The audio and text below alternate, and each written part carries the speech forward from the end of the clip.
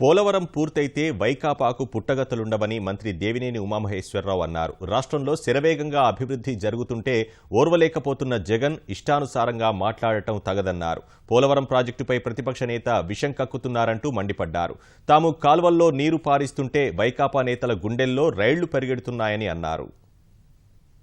కాంగ్రెస్ ప్రభుత్వ హయాంలో జరగని పనులు ఈరోజు వేగవంతంగా క్రమ పద్ధతిలో ప్రతి సోమవారం పోలవరంగా ముఖ్యమంత్రి గారు ప్రత్యక్షంగా వర్చువల్ ఇన్స్పెక్షన్ ద్వారా పనులు వేగవంతం చేస్తూ ఉంటే డబ్బులు కాసులు మూటలు దోపిడీ వాళ్ళకి పచ్చకామెర్లకి ఆ విధంగా కనిపిస్తుంది.